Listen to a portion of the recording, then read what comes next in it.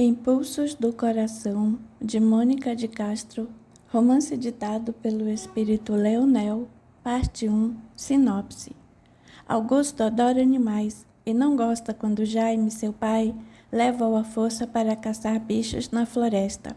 Aos poucos, distanciam-se do convívio e Jaime envia o garoto para um seminário, obrigando Augusto a abraçar o sacerdócio, minando seus sonhos de ser veterinário e, quem sabe, um dia poder casar e ter filhos. Augusto torna-se padre e é enviado para trabalhar numa igreja na cidade do Rio de Janeiro. É quando ele conhece Rafaela, jovem que luta pela democracia, procurada pela polícia, busca abrigo na igreja e vai morar na casa do padre Augusto. Os dois se apaixonam, mas ele é padre e ela foragida. O amor deles é, portanto, impossível de ser concretizado. Embora seja uma história que se desenrole ao longo dos anos tristes em que enfrentamos uma ditadura, Impulsos do Coração enfatiza o valor do perdão e, acima de tudo, o amor, como componente essencial para cicatrizar as feridas emocionais resultantes dos tombos e desafios que a vida nos impõe. Capítulo 1. Quando as gotas da chuva começaram a tamborilar no vidro da janela, Augusto se virou de lado na cama, tentando tapar os ouvidos para afastar da mente a perturbação. Sempre gostara do ruído da chuva, contudo, naquele dia em particular, o plique-plique constante o deixava irritado. Passara a noite em claro, pensando na melhor maneira de dizer ao pai que não queria acompanhá-lo naquele dia, como não quisera em nenhum outro. As manhãs de sábado já não tinham mais o mesmo sentido de prazer, desde que o pai cismara de praticar seu mais novo esporte, a caça às capivaras, segundo ele uma forma eficiente, barata e apetitosa de se preparar um almoço. Augusto, porém, tinha horror a sangue e à barbárie da caça, que tirava a vida de animais inocentes para alimentar o ego e o prazer do caçador. Ainda se fosse para não passar fome, não diria nada, mas o pai caçava por puro esporte e justificava a matança com aproveitamento da carne para o alimento.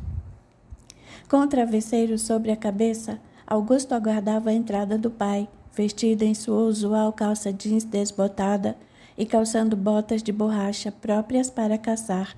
Em pouco tempo, a porta se abriu.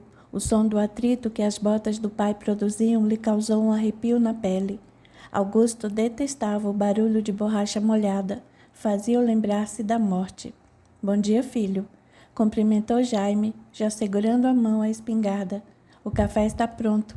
Vamos ver se a chuva dá uma trégua para a gente sair? Vamos caçar com esse tempo, é claro. Ande, não se demore.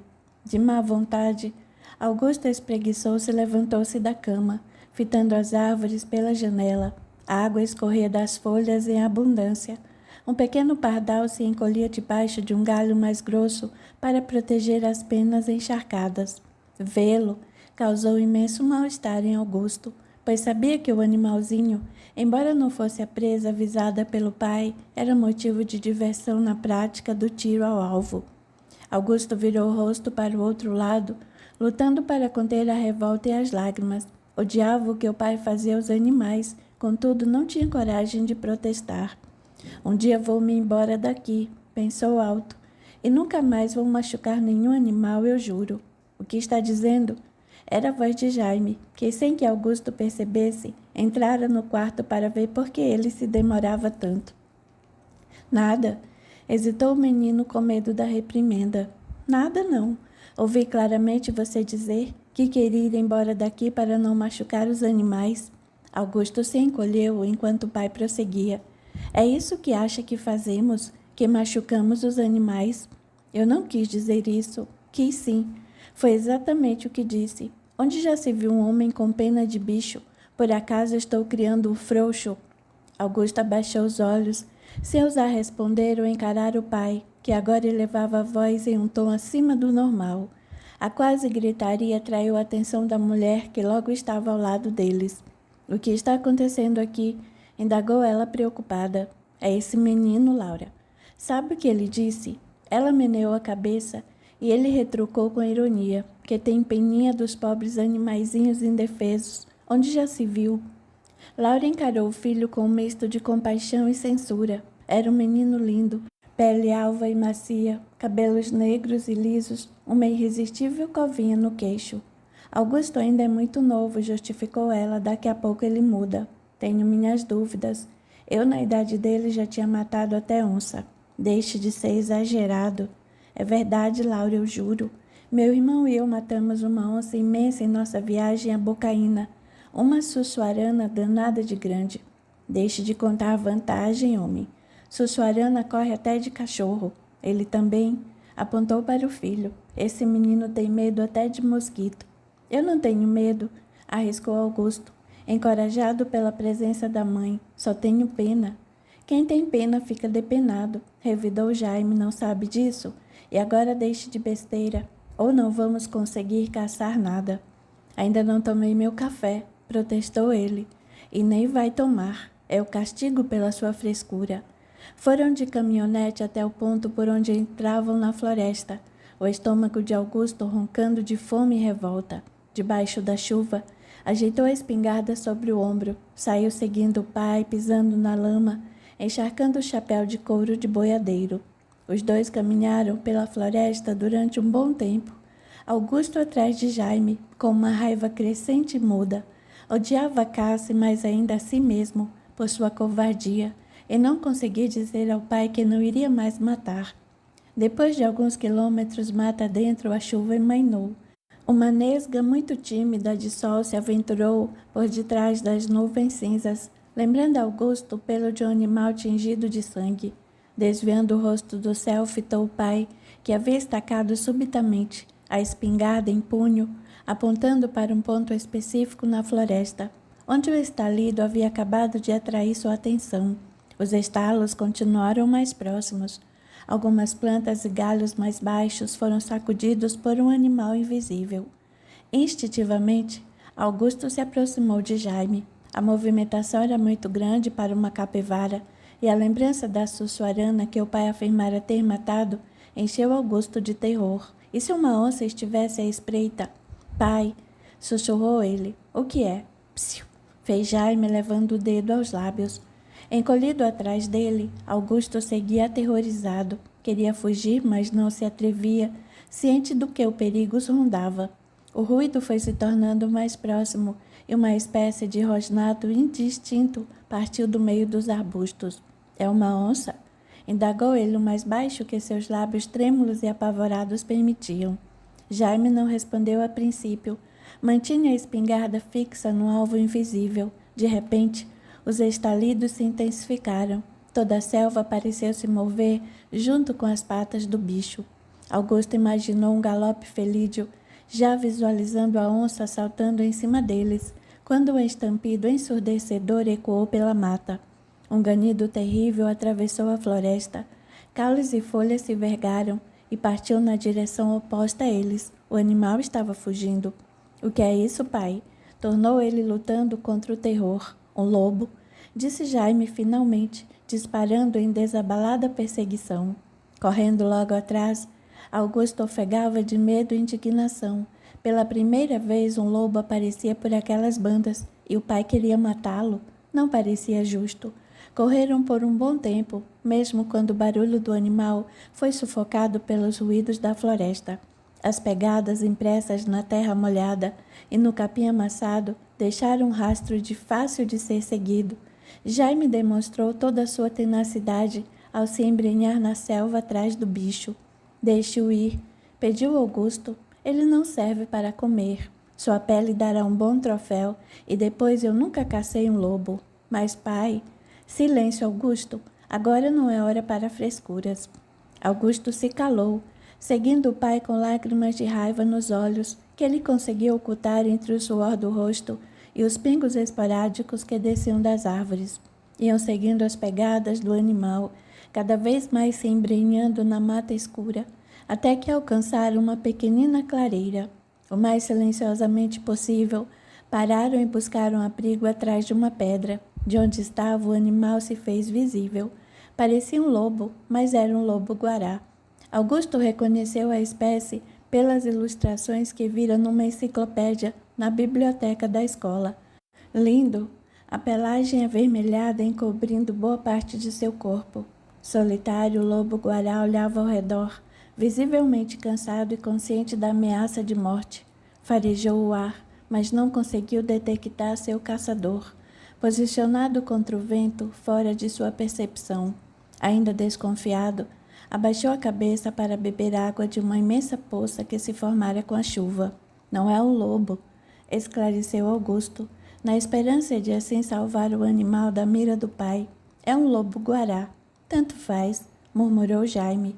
As feições de Jaime estavam agora duras e implacáveis. Era como se todo o seu corpo participasse daquele processo de caça. Não movia um músculo, não piscava, nem dava mostras de respirar. Parecia uma estátua de gelo apontando na direção do extermínio. Jaime segurava a espingarda na altura dos olhos, firmando a pontaria no animal. Enquanto mirava o lobo-guará, nem se dava conta da turbulência que crescia no coração de Augusto. Uma revolta sem igual foi tomando conta dele.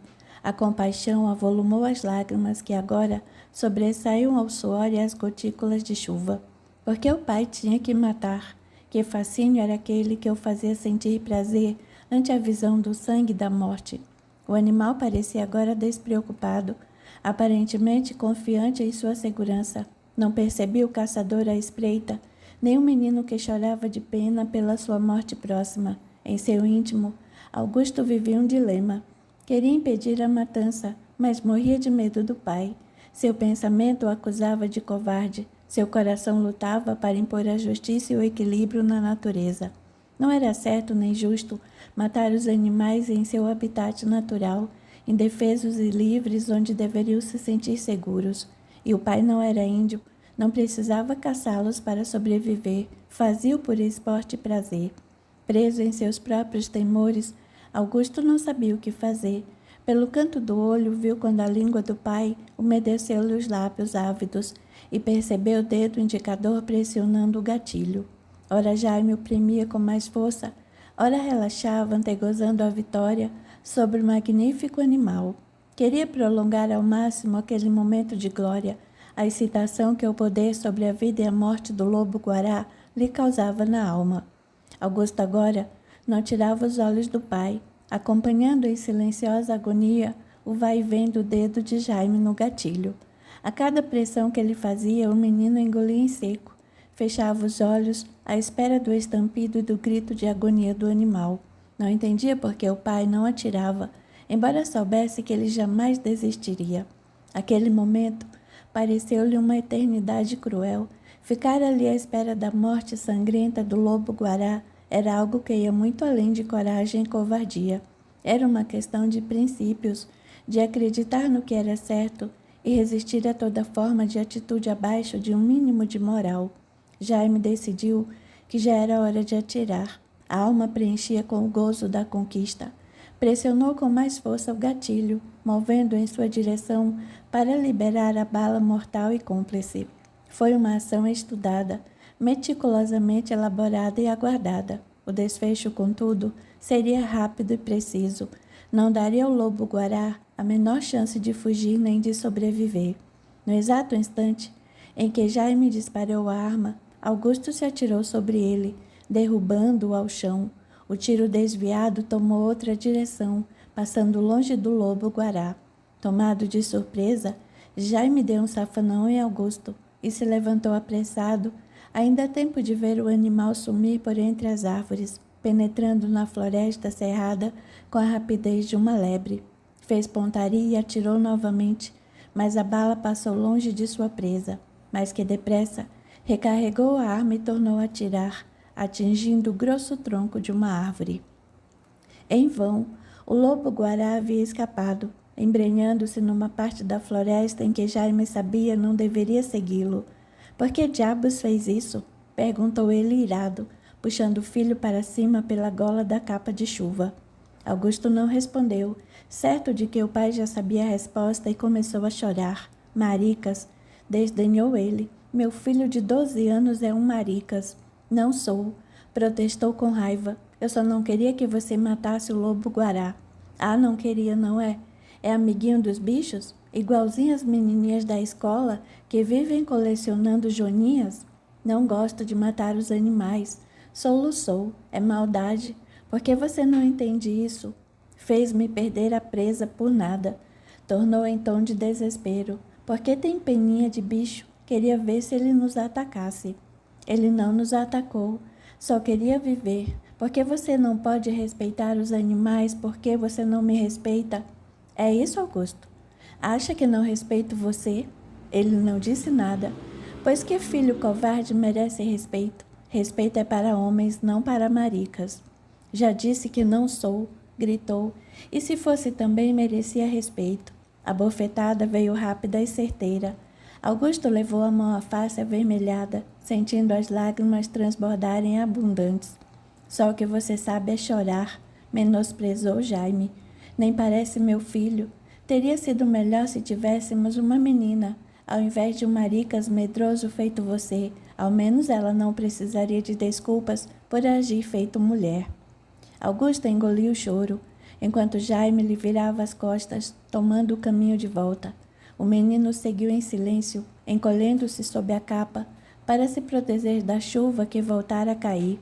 Pensou que o pai fosse continuar a caça em busca de alguma capivara, mas ele desistiu. Com a espingarda no braço, rumou para casa sem trocar uma palavra que fosse com ele. Daquele dia em diante, Jaime não levou mais Augusto para caçar. Capítulo 2. Desde o episódio da caça frustrada do lobo-guará, a relação entre pai e filho se tornara mais fria e distante do que nunca.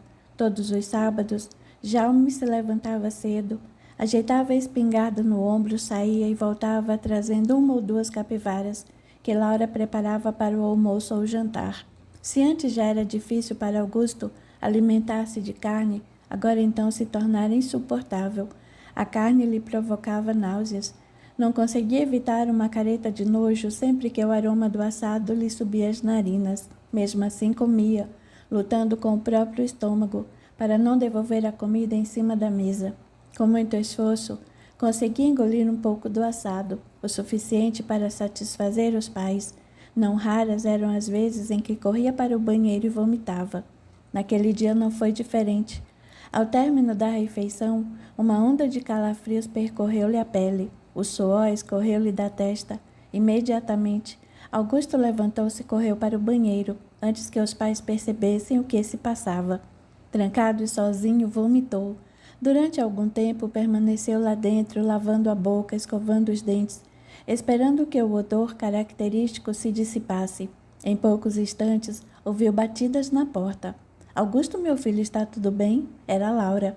A porta se abriu e Augusto reapareceu, tentando controlar a respiração ofegante. Estou bem, mãe, respondeu ele sem encará-la. O Reinaldo está aí, veio chamá-lo para brincar. Augusto deu um sorriso para a mãe e saiu ao encontro de Reinaldo, que o aguardava na sala em companhia do pai. Reinaldo e Augusto eram amigos havia muitos anos, desde o jardim de infância. Como sempre estudaram juntos, firmaram uma amizade sólida, sincera, cheia de cumplicidade. Nunca Jaime questionara a amizade dos dois, até aquele dia. Cismado com os medos e as frescuras de Augusto, a atitude de Reinaldo de repente não lhe pareceu natural. Quando o filho entrou na sala, Jaime notou que Reinaldo parou de falar e encarou Augusto com ar de verdadeira adoração. Para sua surpresa, percebeu desejo naquele olhar. Estarrecido, observou. Augusto se aproximou, piscou um olho para o amigo e estendeu-lhe a mão. Quer jogar cérebro mágico? Perguntou. Reinaldo deixou-se puxar por Augusto. Seguiram para o quarto unidos por um abraço em que Jaime reconheceu todas as más intenções possíveis. Com raiva, por pouco não se levantou para ir atrás deles. Só não o fez por medo de que o escândalo despertasse um sentimento que até então podia ser apenas latente. Mesmo assim, após alguns minutos, foi ver o que eles faziam. Como a porta do quarto estava fechada, abriu-a cuidadosamente. Os dois meninos debruçados sobre a cama e de costas para ele divertiu-se com as perguntas do cérebro mágico, encostando a canetinha nos espaços metalizados que continham as respostas. De vez em quando, davam um pequeno encontrão no outro, gracejando, roçando ombro com ombro. Jaime fez barulho e entrou no quarto. Os garotos olharam para ele sem qualquer expressão, atentos que estavam ao jogo. Jaime, contudo, permanecia parado a encará-los, aguardando uma atitude delatora. Aconteceu alguma coisa? Indagou Augusto. Quero que deixem a porta aberta, ordenou Jaime. Por quê? Por nada. Embora não compreendessem, nenhum dos dois questionou a ordem.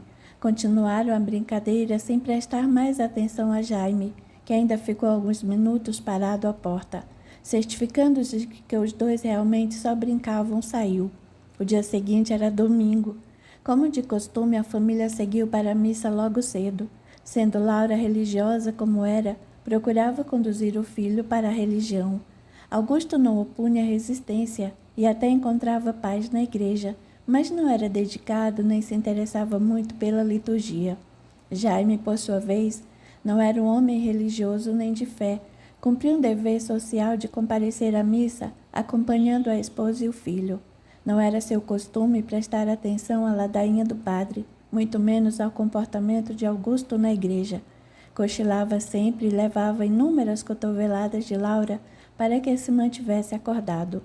Só agora, vendo Augusto entoar os hinos da igreja, com sua vozinha aguda e feminina, pensou no quanto se decepcionara com ele. Aquele, decididamente, não era o filho com que sonhara. Seu desejo sempre fora o de ter um garotão forte, valente, viril, muito diferente do menino frágil, medroso e delicado que Augusto se revelava. Mal continha a decepção. Laura ainda por cima ficara impossibilitada de gerar novos filhos, após a gravidez e o parto difíceis. Aquele era o único com quem deveria se contentar. Restava-lhe apenas a esperança de que Augusto crescesse e lhe desse netos que realizassem seus sonhos frustrados. De volta a casa, Jaime aproveitou o resto do dia para descansar e Augusto saiu com sua bicicleta para encontrar Reinaldo. Andaram, como sempre, pelas ruas do bairro, pararam para tomar sorvete, conversaram debaixo de uma árvore na entrada da floresta. Ao final da tarde, quando Augusto chegou à casa, Jaime o aguardava. Viu quando ele e Reinaldo pararam em frente ao portão. O filho desceu de sua bicicleta e conversou com o outro durante algum tempo. Depois deu-lhe um abraço e entrou, enquanto Reinaldo seguia a rua abaixo, em direção à sua própria casa. Onde você esteve? Perguntou Jaime quando ele se aproximou. Por aí, foi a resposta lacônica. Por aí onde? Pela rua, como sempre. Você e Reinaldo? Sim, quem mais? Jaime suspirou lentamente e encarou a mulher. Havia algo na relação entre o filho e Reinaldo que não soava bem. Reparando melhor, aquele menino tinha um jeito meio afetado de falar. Sempre arranjava uma desculpa para tocar em Augusto, que parecia retribuir. Creio que Augusto não deveria mais passar tanto tempo com Reinaldo, comentou ele, assim que o garoto se afastou. Por quê? Retrucou Laura. Não sei bem. Acho esse menino um pouco estranho. Como assim? Ele é meio efeminado, não sei, tem um jeito de fresco. Não diga isso. Eles são amigos há muito tempo. Talvez esteja na hora de Augusto fazer novas amizades. Estive pensando em convidar os filhos do Eurípides para virem aqui. Augusto nem conhece os filhos do Eurípides. Está na hora de conhecer. Ele tem uma filha também, linda menina.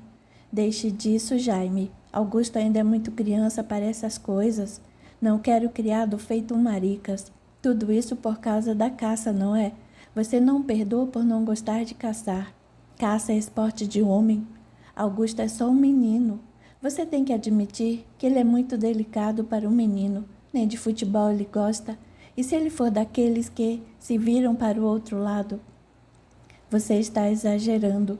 Ele só tem 11 anos, ainda não despertou nenhuma malícia. Pode ser, mas e o Reinaldo? Parece-me bem espertinho. Por que o que ele fez?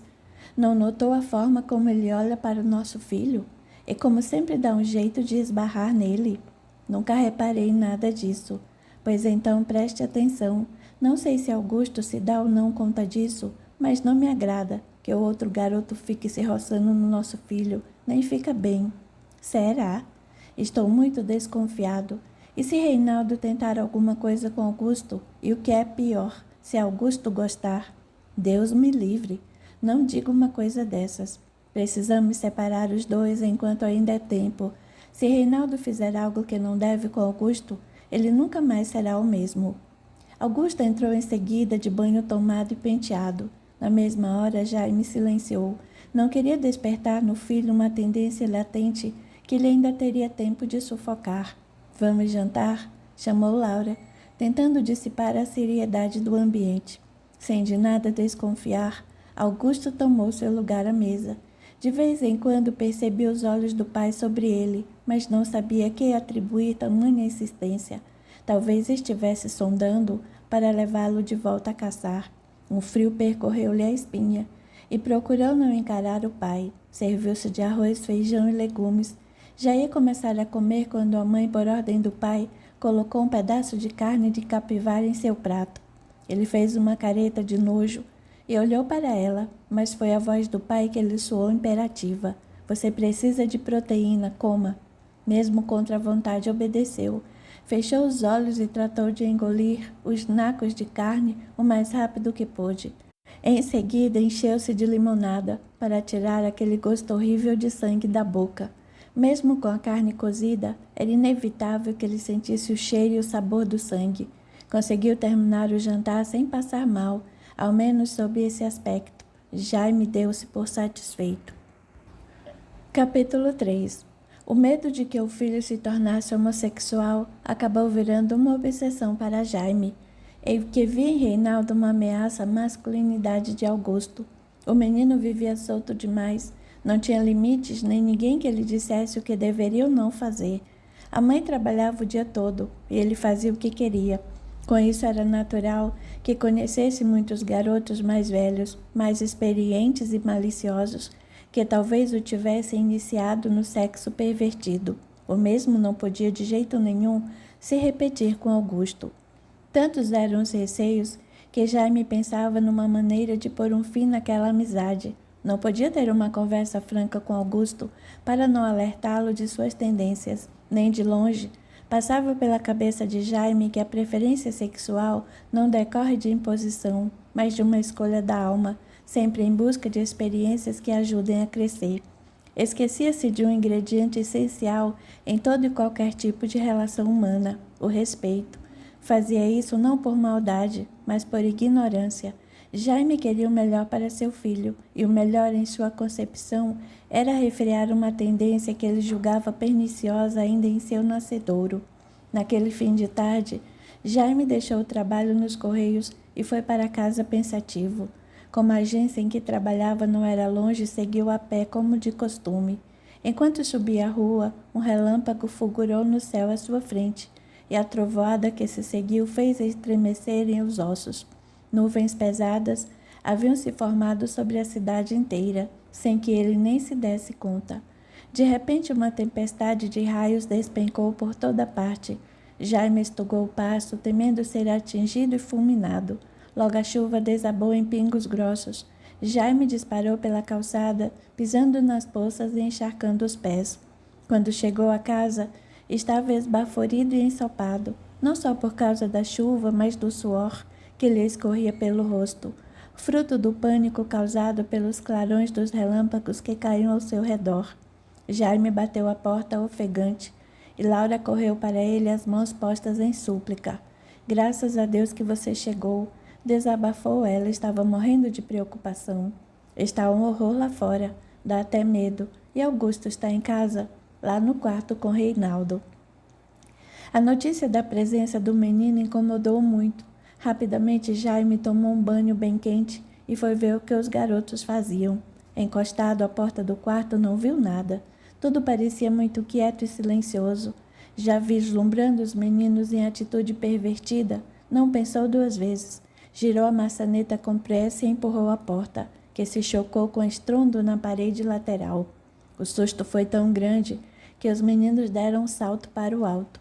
Jaime se lançou dentro do quarto, a reprimenda pronta, presa nos lábios. Mas só o que viu foi duas crianças assustadas e uma pilha de livros abertos em cima da cama. O que estão fazendo? Indagou ele nervoso. estudando matemática, foi a resposta simples de Reinaldo. Jaime encarou o menino com hostilidade. A pergunta não fora endereçada a ele e a precipitação da resposta soou como petulância. Agora chega de estudar, prosseguiu Jaime, mal conseguindo ocultar a irritação. O jantar já está pronto. Já é hora de Reinaldo ir para casa. A mãe dele deve estar preocupada. Como o senhor espera que Reinaldo vá para casa com esse tempo? Contrapôs Augusto. Quando a chuva passar, ele vai. Mas a chuva não passou. Ao contrário, aumentava cada vez mais, redobrando a incidência dos relâmpagos. Era impossível sair. Mesmo Jaime reconheceu isso. Não houve jeito. Reinaldo não apenas ficou para o jantar, como também foi obrigado a dormir lá. Sem telefone, não teve como avisar a mãe. A pedido de Jaime, Laura ajeitou o sofá para Reinaldo, apesar da insistência de Augusto para que dormissem no mesmo quarto e assim prolongassem as brincadeiras. Nenhum dos dois entendia porque não podiam dormir juntos, mas obedeceram. Depois de se certificar de que o amigo estava bem instalado no sofá, Augusto foi para o quarto e Jaime se recolheu com a esposa. Sozinho na sala, Reinaldo tremia de medo. Com vergonha de dizer que tinha pavor de trovões, pensou que poderia vencer o pânico e enfrentar a noite de tempestade sem companhia. No começo, fechou os olhos para não ver as sombras das árvores que se projetavam nas vidraças, como fantasmas cintilantes bruxuleando a luz azulada dos relâmpagos. Quando o estrugido dos trovões irrompia pela sala, Reinaldo não tinha mãos suficientes para tapar olhos e ouvidos ao mesmo tempo. No intervalo entre um raio e outro, levantou-se correndo do sofá para fechar os postigos das janelas, de forma a não permitir que a claridade espectral se lançasse sobre ele. Tudo fechado, voltou ao sofá, encolhendo-se o mais que pôde sob as cobertas, rezando para que tivesse conseguido afastar os vestígios do temporal. Não deu certo. Logo os ruídos estranhos da casa do amigo começaram a perturbá-lo. Eram os pingos da chuva na janela, o vento fustigando as folhas das árvores, as trovoadas incessantes. Até o tic-tac do relógio o assustava e contribuía para conferir ao ambiente a mesma aura tenebrosa dos filmes de terror. De hora em hora, o carrilhão dava baladas sinistras. Reinaldo as contava uma a uma, amargando a falta de sono provocada pelo horror. Olhos abertos, ouviu a badalada das 10, das 11, da meia-noite, tudo acompanhado da cruel sinfonia da tempestade. No auge do pânico, um estampido seco e abafado congelou no sofá. Alguém esmurrara a porta com violência, quase a derrubara. Reinaldo sufocou um grito de pavor, fazendo o máximo de esforço para permanecer onde estava. Mas o pânico foi dominando por completo, retirando-lhe a capacidade de raciocínio, fazendo ver e ouvir monstros onde só havia natureza. Não suportou mais. De um salto levantou-se do sofá e correu pelo corredor às escuras. Abriu a porta do quarto de Augusto de chofre, atirando-se na cama ao lado dele, tremendo e ofegando. Na sala, as sombras e os ruídos continuavam se revezando. Reinaldo nem se deu conta de que o murro na porta fora provocado por um galho de árvore que tombara na entrada da casa. Com o sacolejo no colchão, Augusto acordou assustado, sentindo o corpo trêmulo do amigo junto ao seu. Reinaldo chamou sonolento. O que aconteceu? Por favor, Augusto, deixe-me ficar aqui, choramingou o outro. Coisas estranhas estão acontecendo na sala. Acho que tem alguém querendo entrar. É só a chuva. Não é não. Ouvi batidas na porta. Quem ia bater na porta numa noite como essa? A resposta silenciosa foi suficiente. Augusto soltou um suspiro de resignação e chegou para o lado, abrindo espaço para Reinaldo, que se acomodou junto a ele. Como a cama era pequena demais para os dois, espremeram-se um de encontro ao outro para caber. Rapidamente Augusto retornou ao sono. Reinaldo, agora seguro, não custou adormecer. Foram assim até a manhã seguinte. A chuva havia cessado quando Laura despertou. A primeira coisa que fez foi conferir o inesperado hóspede. Qual não foi sua surpresa ao encontrar o sofá vazio e as cobertas espalhadas no chão. A princípio pensou que ele estivesse no banheiro, mas a porta estava aberta sem ninguém lá dentro. Talvez Reinaldo houvesse acordado mais cedo para chamar Augusto para a escola. Sim, só podia ser isso. Ela rezava para que fosse isso, para que Jaime não tivesse razão. No quarto do filho, tudo parecia quieto. A exemplo de Jaime, Laura colou o ouvido à porta, tentando ouvir algum som vindo lá de dentro. A resposta do silêncio encheu-a de medo. Hesitou. Enchendo-se de coragem, rondou lentamente a maçaneta e abriu a porta devagarinho. O quarto ainda estava escuro. Ela empurrou a porta mais um pouco, dando passagem à claridade do corredor, que se insinuou de leve no ambiente. O que viu encheu-a de susto e medo. Deitados na cama, sob o mesmo cobertor, Augusto e Reinaldo dormiam abraçados. Na verdade, o braço de Reinaldo se esticara sobre o do outro, dando a impressão do abraço. A primeira reação de Laura foi sacudir os dois e gritar com eles. Depois pensou em chamar Jaime, para que ele tomasse uma providência enérgica. Mudou de ideia com medo da atitude do marido. Aproximou-se da cama, puxou as cobertas e perguntou incisiva: "O que é que vocês dois estão fazendo?" Tomados de surpresa, os garotos despertaram ao mesmo tempo, tentando fixar os olhos em Laura para compreender o que se passava. "Se seu pai vir vocês dois nessa cama, não vai gostar", prosseguiu sem esperar a resposta. "Levantem-se, vamos, antes que ele chegue." Os dois se levantaram sonolentos, esfregando os olhos sem entender. "Que horas são?" questionou Augusto. Sem lhe responder, Laura ordenou irritada: "Vá se lavar, Reinaldo, e depois volte para casa." "Sim, senhora", respondeu o menino humildemente, intimidado pelo tom de voz dela. "Por que estavam dormindo na mesma cama?" inquiriu ela assim que ouviu o trinco do banheiro se fechar. Reinaldo estava com medo. "E correu para sua cama, não foi? Seu pai não vai gostar nada disso. Não queira lhe dar razão, mas agora não sei o que pensar." "Como assim, mãe?" "Não estou entendendo." "Vista-se e não diga nada." Enquanto Augusto esperava sua vez de ir ao banheiro, a campainha da porta soou com estridência e Laura foi atender. O galho caído fora afastado para o lado e a mãe de Reinaldo aguardava ansiosa. "Desculpe-me incomodá-la tão cedo." Alcina foi logo dizendo: "Reinaldo não voltou para casa ontem, estou muito nervosa." Os telefones ficaram mudos. Pensei se ele não teria dormido aqui com toda aquela chuva. "Ele dormiu", disse Laura secamente. "Oh, graças a Deus." E, estranhando a frieza da outra, retrucou preocupada: "Está tudo bem?" Laura não respondeu, limitando-se a encará-la com desdém. Por certo, alguma coisa havia acontecido. Antes que Alcina tivesse tempo de perguntar, Reinaldo correu para ela, aflito por lhe dar notícias. "Mãe!" exclamou, atirando-se em seus braços. "Não pude ligar." O telefone ficou mudo. "Eu sei, querido", respondeu ela com alívio, mas graças a Deus Laura o deixou ficar.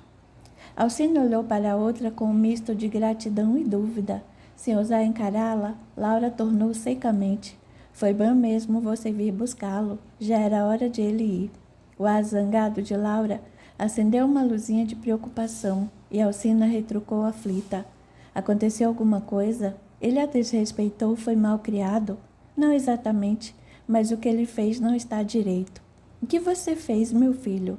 indignou-se Alcina sem entender. Reinaldo deu de ombros e olhou espantado para Laura. Acho que Dona Laura ficou aborrecida, porque eu fui para a cama de Augusto de noite, mas eu estava com tanto medo. Alcina voltou os olhos para Laura, adivinhando o que lhe passava pela cabeça. Uma revolta lhe subiu pelo peito, encandecendo seus pensamentos. "Você não está sugerindo o que penso que está, não é?" tornou com raiva contida. "Não estou sugerindo nada. Sei apenas o que eu vi." "E o que você viu?" "Dois meninos dormindo na mesma cama, e daí? Se isso não tem problema para você, então decididamente Reinaldo não é companhia para Augusto." "Não acredito que você esteja insinuando isso. Os meninos são amigos há anos." Quando Jaime chegou por trás de Laura, Alcina se calou, imaginando se ele também partilhava daquela desconfiança mordaz. Desde que se aproximara, ouvira parte da conversa o suficiente para entender o que havia acontecido. "Por favor, pegue seu filho e saia daqui", anunciou categórico. "Acho que a senhora entendeu o que minha mulher disse. Não queremos mais Reinaldo em companhia de nosso filho." Mas isso é um absurdo, um disparate. Seu filho é um fresco, declarou ele a meia voz. É melhor que se afaste de Augusto antes de fazer-lhe algum mal. Eu não fiz nada, protestou o menino, só estava com medo. Acho que já nos entendemos, prosseguiu Laura. E agora, com licença, ainda é cedo, tenho que preparar o café. Laura fechou a porta, sem dar a Alcina chances de protestar. Depois de um breve momento em que Jaime parecia digerir a informação, ele apanhou a mulher pelo braço e foi com ela para o quarto. Trancou a porta e, de frente para ela, indagou em tom sério. Ouvi Dona Alcina dizer que você viu Reinaldo e Augusto dormindo na mesma cama. Foi isso que aconteceu? Não era bem aquilo que ela queria que acontecesse, mas agora não tinha jeito. De fato, seria mesmo inevitável ocultar o ocorrido de Jaime. Laura desviou o olhar e respondeu constrangida. Exatamente. Cheguei lá de manhã e Reinaldo estava com o braço passado por cima do corpo do nosso filho. Eu sabia. Sabia que esse menino não era boa coisa. Você acha que eles... Não. Acho que Augusto ainda é inocente e não percebeu nada. Por enquanto a coisa parece estar só no desejo. Só no desejo. Repetiu com repulsa. Mato Augusto antes que algo do gênero aconteça. Nada vai acontecer. O mal já está desfeito. Reinaldo está proibido de se aproximar de nosso filho. Será que está mesmo desfeito? Que garantia temos de que o pior não vai acontecer? Eles estudam na mesma escola. Jaime refletiu por alguns minutos antes de concluir. Precisamos fazer alguma coisa. A diretora tem que tomar uma atitude. Pretende falar com ela? É claro. Isso não vai ficar assim. Augusto não volta à escola enquanto aquele menino ainda estiver por lá. Para que Augusto não fizesse perguntas desnecessárias, Laura inventou de levá-lo ao dentista, embora ele não sentisse nada, e Jaime avisou que chegaria mais tarde ao trabalho, tudo para ter uma conversa com a diretora da escola e exigir providências enérgicas para o caso de seu filho. A diretora ouviu em silêncio, indagando-se por que tinha que resolver problemas particulares das crianças. Jaime, contudo, ameaçou-a com um escândalo, e ela se viu pressionada a chamar a mãe de Reinaldo para uma conversa. Capítulo 4. Alcina nunca se sentira tão humilhada em toda a sua vida. Conversando com Dona Aurora, diretora da escola pública, descobriu que as insinuações de Jaime e Laura iam muito além da suspeita. Tinham certeza absoluta de um fato que eles realmente não haviam testemunhado. Não havia uma única prova de que Augusto e Reinaldo tivessem feito algo de que pudessem se envergonhar. Entenda-me bem, Dona Alcina, disse Aurora constrangida. Não me agrada essa situação, mas a coisa me parece realmente grave. Isso é loucura, protestou Alcina com veemência. Meu filho não fez nada. Ele dormiu ou não dormiu na cama com Augusto? Foi uma coisa inocente. O menino estava com medo da tempestade. Não foi isso que Dona Laura disse que viu. Aquela mulher é maluca. Viu o que queria ter visto. De qualquer forma, eles estão ameaçando levar o caso ao secretário de Educação. Não seria melhor se essa história morresse aqui? Acho tudo isso uma loucura. Não aconteceu nada. E mesmo que tivesse acontecido, não foi dentro da escola. Por que envolvê-los nisso? Porque as consequências para Reinaldo podem ser desastrosas. É claro que ninguém poderá obrigar o menino a deixar a escola por causa disso, mas o que dizer dos colegas? Como evitar as perseguições e a intolerância? A senhora está me dizendo que o meu filho, que não fez nada, vai se tornar alvo do escárnio dos colegas, é isso? Exatamente. Isso é um absurdo. Reinaldo é inocente. Eu sei, Dona Alcina, mas cá entre nós, os trejeitos dele já estão começando a ser notados pelos outros. Alcina ergueu uma sobrancelha e revidou abismada. Trejeitos? Que trejeitos? É verdade, mentiu Aurora, já que ninguém nunca havia comentado nada sobre isso. Seu filho não me parece lá muito normal. Alcina não conseguiu mais manter aquela conversa. Levantou-se abismada, apanhou a bolsa e com olhos que dardejavam chamas de ódio disparou. A senhora que não é normal, fazendo insinuações descabidas como essa, pois pode mandar chamar meu filho imediatamente. Agora sou eu que não quero mais estudando nesta escola. Rodou nos calcanhares e saiu, cega de tanta ira. Para Aurora, o constrangimento cedeu lugar ao alívio. Sem hesitar, mandou que uma inspetora trouxesse Reinaldo. Alcino o apanhou pela mão, seguindo com ele furiosa e em silêncio. Caminhavam a passos apressados, Reinaldo quase correndo para acompanhá-la. O que foi que houve, mãe? Indagou ele, incomodado com o silêncio e a raiva dela. Nada, conversaremos em casa. Por que você está assim? Não suportando mais a situação, estacou. Segurando pelos ombros, perguntou incisiva. Quero que me responda e seja sincero. O que houve entre você e Augusto? Nada. Diga a verdade. Estou dizendo a verdade, somos amigos. Você sabe do que estou falando, não sabe? Ele assentiu ruborizado e confuso. Se sabe, é porque alguma coisa já passou pela sua cabeça, não passou? Ronaldo não conseguia encará-la. É claro que sentia algo muito forte por Augusto, todavia jamais questionara aquele sentimento. Para ele era um sentimento natural e verdadeiro que existira desde que se conheceram no jardim de infância. Não entendia por que agora sua amizade se transformara em motivo de vergonha. Gosto de Augusto, revelou indeciso. Por que isso é errado? Porque vocês dois são meninos e não podem fazer certas coisas. Nós não fizemos nada. Porque você não acredita?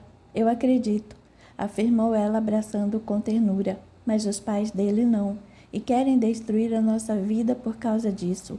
Como assim? Vamos nos mudar, Reinaldo, já me decidi. Mudar para onde? Para Belo Horizonte. Seu tio já cansou de me chamar para trabalhar na loja dele. Mas, mãe, não quero ir. Não quero me separar de Augusto. Você precisa. De hoje em diante, esqueça Augusto. Vai ser melhor para os dois. Não quero. Você não pode me obrigar. Está decidido. Quando suas irmãs chegarem da escola, começaremos os preparativos. Quero partir o mais breve possível. Vou poder me despedir de Augusto? Dar-lhe meu novo endereço? Infelizmente não. Augusto vai ficar triste. Faz 2 dias que não vai à escola. Eu sei. É por minha causa? É sim. Reinaldo abaixou os olhos e chorou mansamente, triste e com raiva ao mesmo tempo. A partir daquele dia, não compareceu mais à escola. Em um mês mudaram-se para Belo Horizonte. Embora desconfiado dos pais, Augusto não podia medir a gravidade da situação. Estava proibido de telefonar a Reinaldo e não via mais na escola. O próprio Augusto faltara 1 semana, primeiro para ir ao dentista, depois para cuidar de uma suposta doença da mãe ou ajudá-la com as compras. Quando retornou, não encontrou mais Reinaldo, que inexplicavelmente desaparecera. Não compreendo, mãe. Questionou-se ele. Reinaldo sumiu. Vai ver, mudou de escola. Por que ele faria isso? Não sei. Posso telefonar para ele. Você sabe que seu pai proibiu. Papai ainda está zangado por causa daquele dia. Seu pai está zangado e pronto. Não tem que lhe dar explicações. A cada dia, Augusto ia para a escola cheio de esperanças de encontrar Reinaldo, mas ele nunca estava, nem ninguém sabia dele. Só quando o nome dele foi riscado da ficha de chamada, foi que Augusto soube que ele havia se mudado. Não entendo, mãe, queixou-se ele. Como Reinaldo pôde se mudar sem se despedir de mim? Para você ver o tipo de menino que ele é. Mas não fique triste. Reinaldo não era companhia para você. Seu pai e eu descobrimos coisas terríveis sobre ele. Que tipo de coisas? Do tipo que não se conversa com crianças. Por mais que Augusto tentasse, não conseguiu convencer o pai e a mãe a lhe contarem o que havia acontecido. Eles apenas diziam que Reinaldo não era boa companhia, que não era um menino virtuoso e que estavam melhor sem ele. E quando Augusto perguntava se era por causa do episódio da tempestade, simplesmente o ignoravam. Ele não é companhia para você, dizia Jaime secamente. A separação foi motivo de muita dor para os 2 meninos. Um dia o telefone tocou e Laura atendeu. Ouviu a voz infantil e insegura de Reinaldo do outro lado da linha. Será que eu poderia falar com Augusto, por favor? Quem está falando? Questionou ela sem obter resposta. Reinaldo é você, não é? Silêncio. Escute aqui, menino. Vou lhe dar um aviso. Não telefone mais para Augusto. Deixe-o em paz. Reinaldo desligou com as orelhas ardendo de vergonha e ódio. Dali a 1 semana, quando telefonou outra vez por azar, Jaime estava de férias e atendeu. Como se atreve a ligar aqui para casa, seu sem-vergonha? Deixe meu filho em paz ou chamarei a polícia. Depois desse dia, ele nunca mais ligou, mas foi então que resolveu que carreira seguiria na vida, uma que lhe desse poder e não permitisse que ninguém jamais o humilhasse de novo. Capítulo 5. Perdido de vez o contato com Reinaldo, Augusto caiu em depressão. Falava pouco, mas se alimentava. Não se interessava por brincadeiras, nem fazia novos amigos. A saudade o consumia e várias vezes a mãe o pegou chorando pelos cantos. Precisamos fazer alguma coisa, comentou ela com Jaime. Isso não pode ficar assim. Ele está emagrecendo a olhos vistos, vai acabar doente. Onde já se viu um garoto chorar de saudade de outro? Isso não é estranho, realmente. Mas o que podemos fazer? O ano letivo já está terminando. Talvez uma mudança de ares ajude. A mudança de ares planejada por Jaime estava bem longe daquela imaginada por Laura, muito menos por Augusto. Terminado o grupo escolar, o menino aguardava com uma certa ansiedade a ida para o ginasial. Em meio às férias, Jaime acertou tudo. Augusto raramente tocava no nome de Reinaldo. Contudo, Jaime morria de medo de que ele elegesse o novo menino para o lugar do amigo. Tentara de tudo para fazê-lo interessar-se por meninas, alheio ao fato de que o filho ainda era uma criança. Seguindo seus receios, tomou a decisão que lhe pareceu mais adequada para evitar que o filho caísse em desgraça. Não sentia atração pela vida monástica, mas naquele momento o seminário lhe pareceu a melhor solução para aquele problema. Laura recebeu a notícia, oscilando entre a alegria e a decepção. Se por um lado ter um filho padre a enchia de orgulho, por outro lamentava o fato de que ele jamais lhe daria netos. É melhor ele ser padre do que ser bicha, confortou Jaime. De um jeito ou de outro, você nunca seria mesmo avó. Augusto não soube de nada, até o dia em que Padre Antônio foi chamado para conversar com ele. Seus sonhos eram muito diferentes do futuro que lhe era apresentado. Sua paixão eram os animais e as flores, que cultivava em vasinhos ao redor da casa. Queria estudar, fazer faculdade de veterinária e, quem sabe, trabalhar no zoológico da capital. Agora, sentado ali na sala, diante dos pais e de Padre Antônio, Augusto se viu dominar pela revolta e pela dor da traição. Não quero ser padre, objetou com raiva. O senhor não podia ter decidido isso sem me consultar. Jaime e Padre Antônio se entreolharam, até que o padre, pigarreando, ponderou. Pense bem, meu filho, essa é a melhor opção para você. Por quê? Quem foi que disse que eu tenho vocação para padre? Gosto da igreja, mas quero ser veterinário. Veterinário? Irritou-se Jaime. Por acaso isso é alguma recriminação velada? É isso, Augusto? Está me dizendo que quer consertar tudo o que eu fiz? Compensar os bichinhos que você também matou nas caçadas? Matei porque o senhor me obrigou. Está vendo, padre? É por isso que eu digo que esse menino tem que ir para o seminário. Tenha calma, Jaime, contemporizou o padre. Tudo há de se resolver. Eu só disse que quero ser veterinário porque gosto de animais, esclareceu Augusto. Não fiz qualquer referência ao senhor, papai. Você vai para o seminário e está acabado. Já está decidido. Os lábios de Augusto começaram a tremer e o choro veio baixinho. Tenho ou não tenho razão, padre? Esbravejou Jaime. Esse menino é muito fresco, chora por qualquer coisa. Por que não deixamos Padre Antônio conversar com ele a sós? Sugeriu Laura, sem dúvida. Saberá usar as palavras melhor do que nós. Minha decisão já está tomada. Ele só tem que obedecer. Laura tem razão, concordou Padre Antônio. Conversarei com Augusto e lhe explicarei a questão. Tenho certeza de que depois de me ouvir, ele vai concordar. De má vontade, Jaime se levantou e se deixou conduzir pela mulher até o quarto. Depois que eles se foram, após servir-se de uma xícara de chá, o padre explicou. O seminário é uma escola como qualquer outra. Primeiro você vai concluir seus estudos no seminário menor. Depois passará ao seminário maior, onde irá cursar 7 anos de filosofia e teologia. Aí me tornarei padre. Leva ainda mais uns 2 ou 3 anos, até que você seja enviado para uma paróquia como pároco ou ajudante. Muito interessante, mas eu não quero. Não tenho nada contra o senhor ou qualquer religioso, mas não é o que eu sonhei para mim. Padre Antônio terminou de tomar seu chá e depositou a xícara cuidadosamente sobre a mesinha de centro. Encarou Augusto com ar de compreensão, cruzou as pernas, ajeitou a batina e, batendo as pontas dos dedos, indagou: Você já ouviu falar de sodomitas, não ouviu? O rosto de Augusto ficou rubro de vergonha, o que para o padre era um sinal bastante significativo. Sim, senhor, respondeu de cabeça baixa.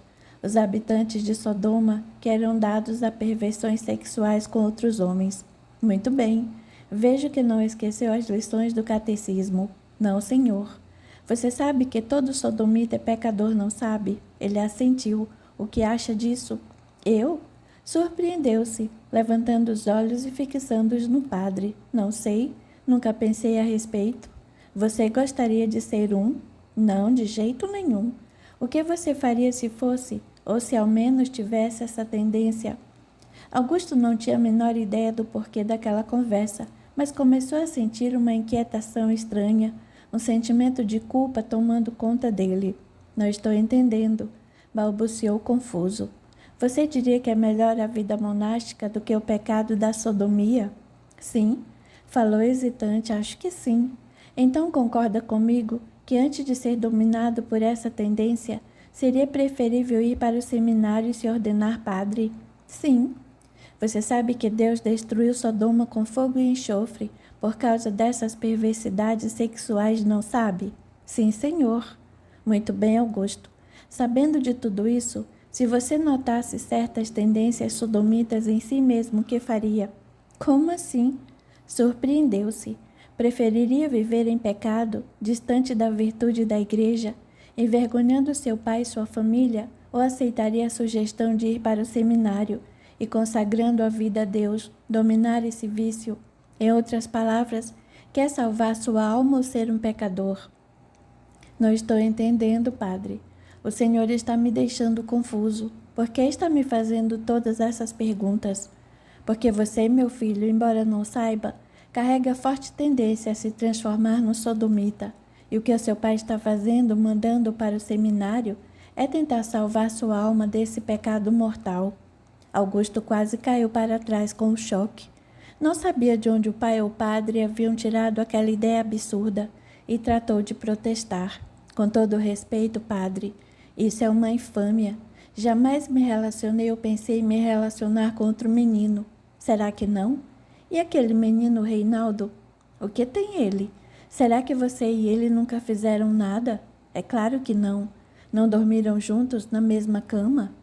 Augusto ficou confuso e assentiu nervoso. Ele estava com medo. Dormiram ou não dormiram?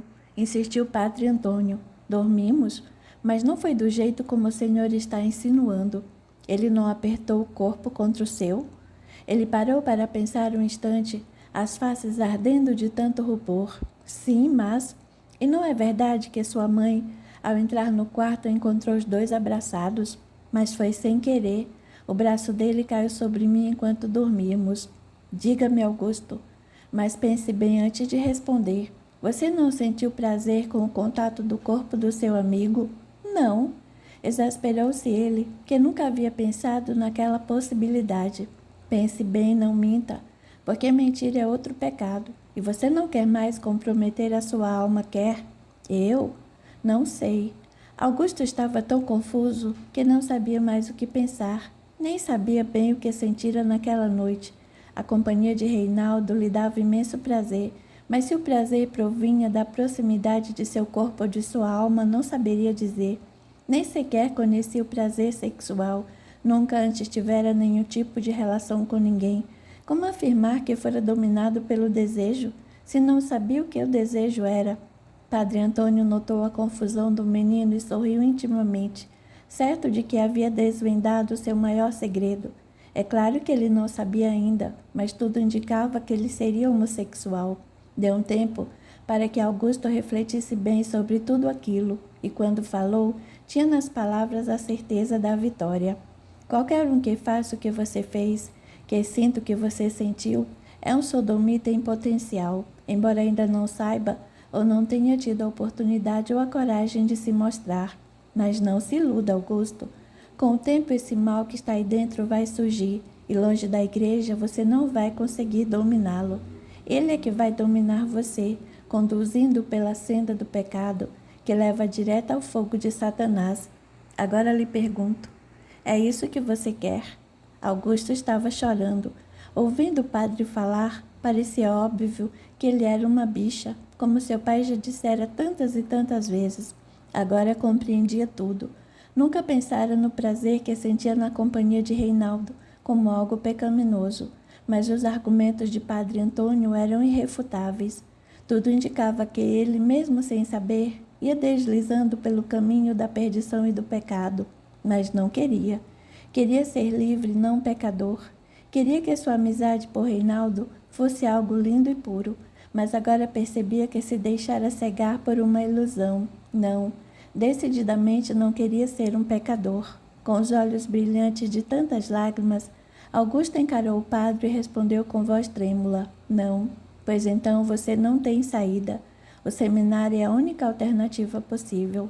Lá receberá educação religiosa e poderá, através de trabalho e da confissão, limpar sua alma desse pecado. Mas não se iluda, estará também sujeito a muitas tentações.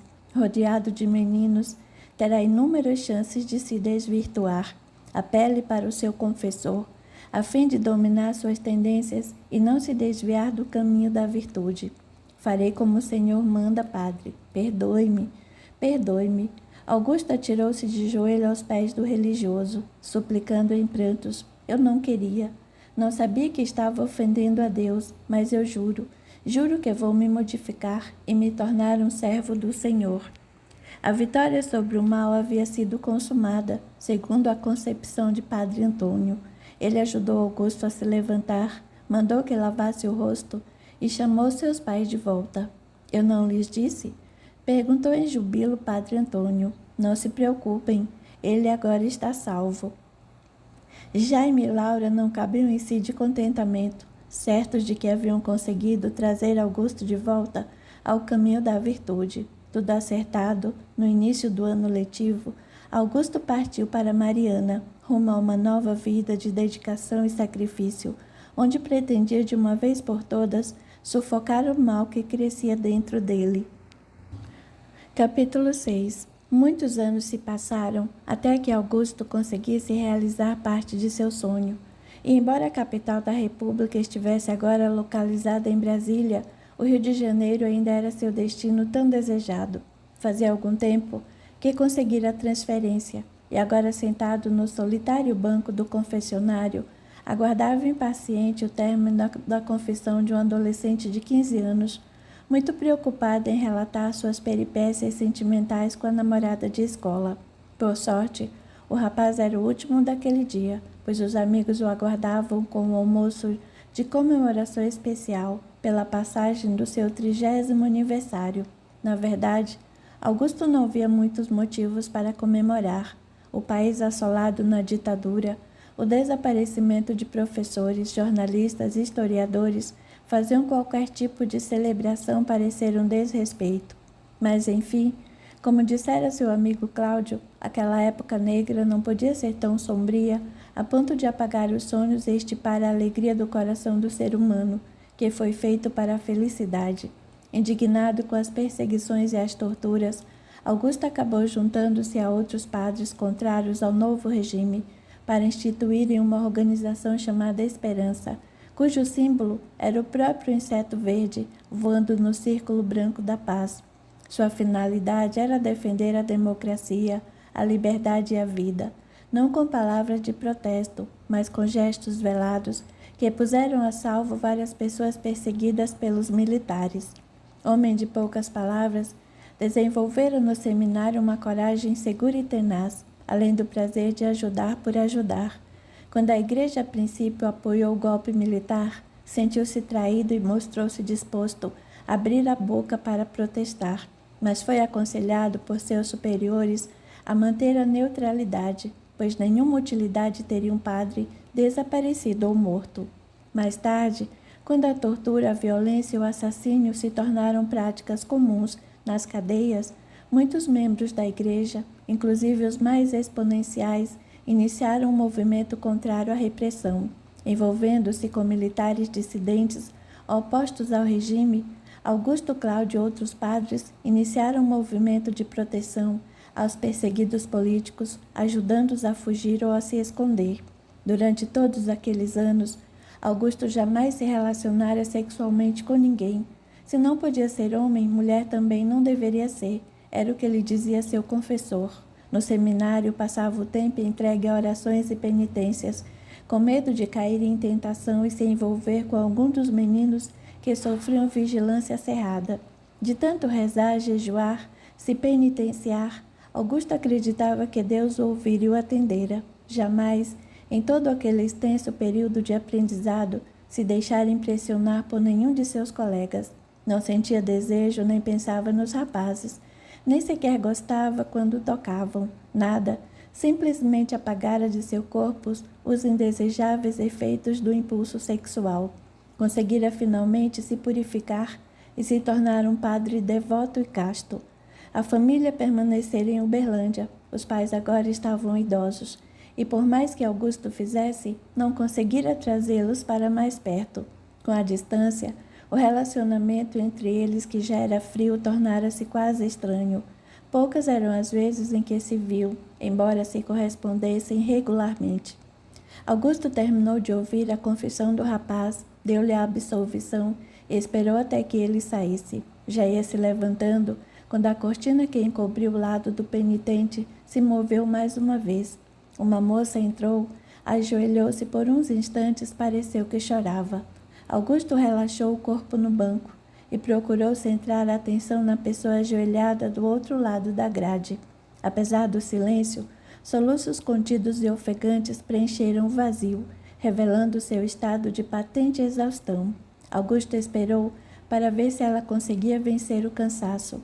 Apurando bem os ouvidos, esperou um sussurro ou uma confissão hesitante, mas ela nada disse, limitando-se a tentar abafar os soluços no meio das mãos em concha.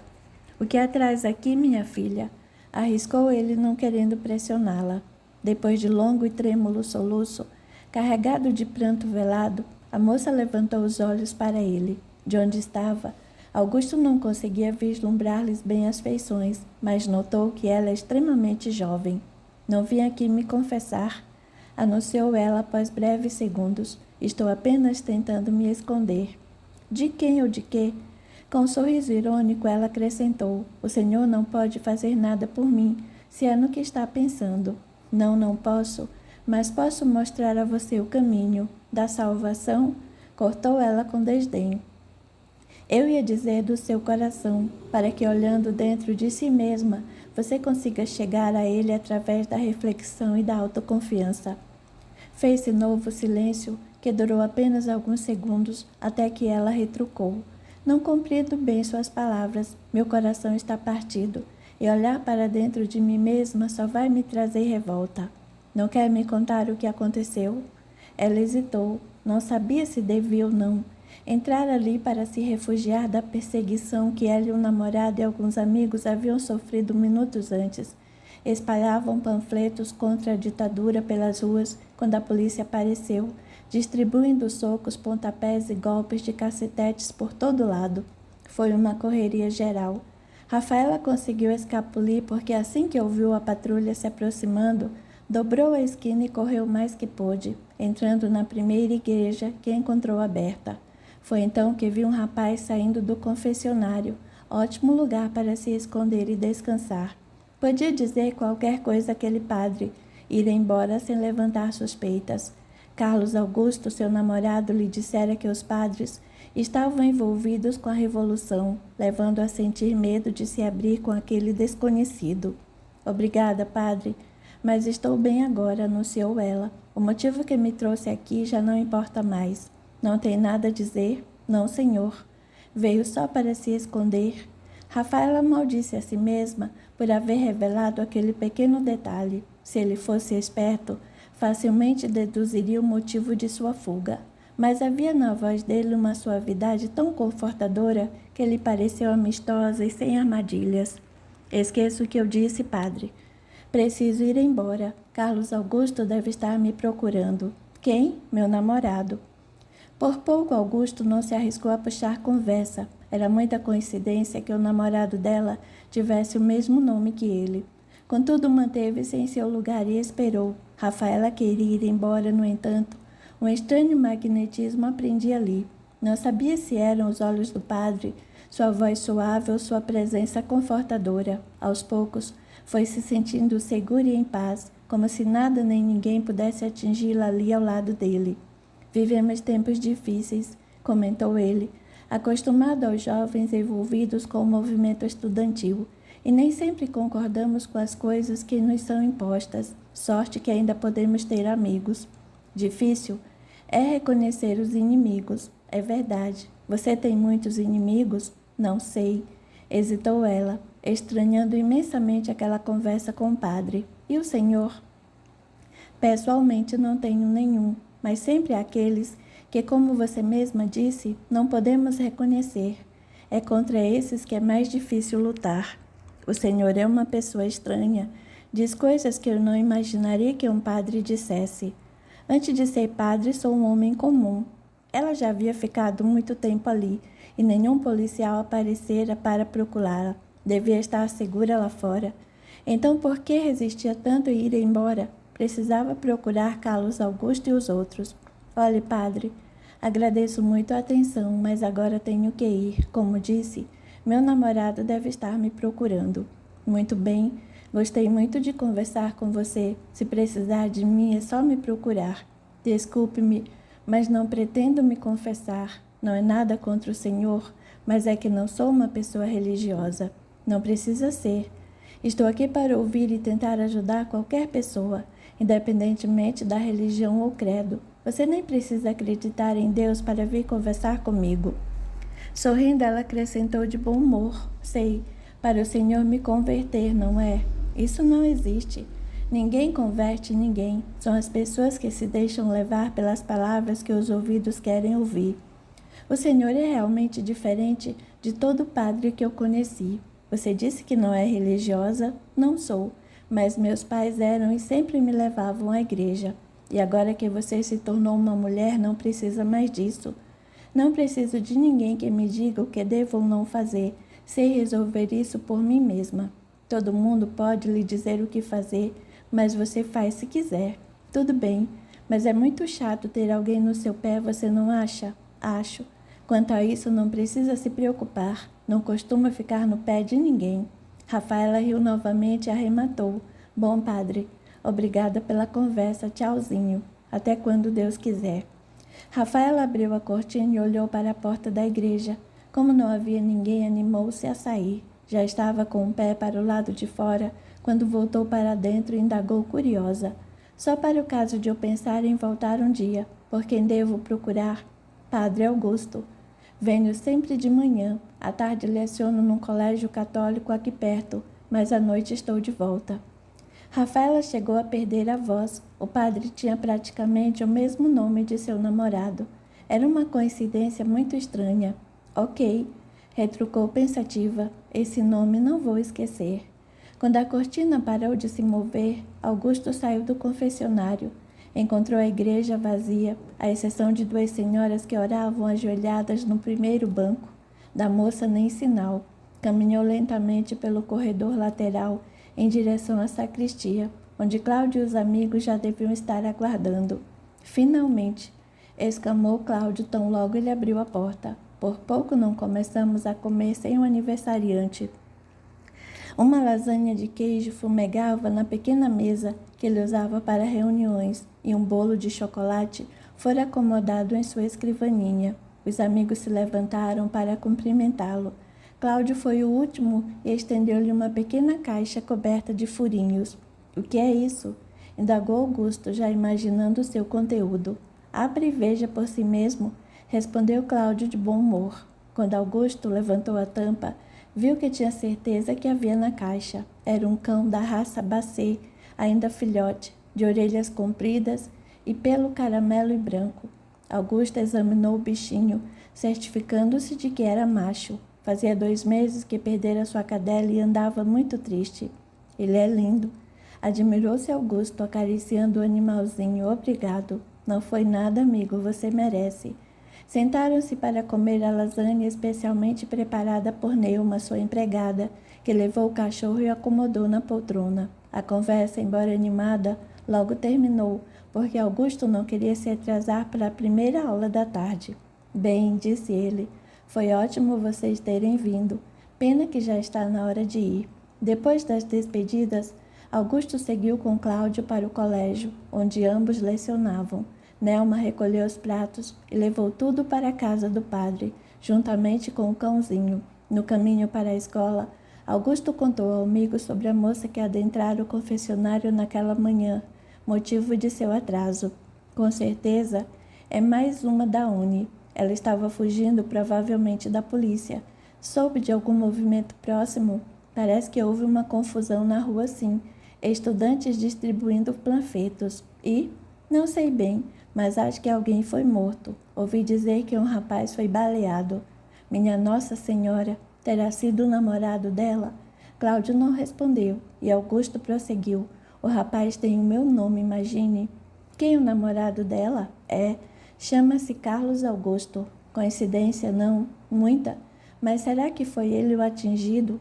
Não posso dizer que espero que não, porque isso implica na morte de outra pessoa. Seja como for, um jovem perdeu a vida hoje, deixando desesperado uma pobre mãe. É verdade.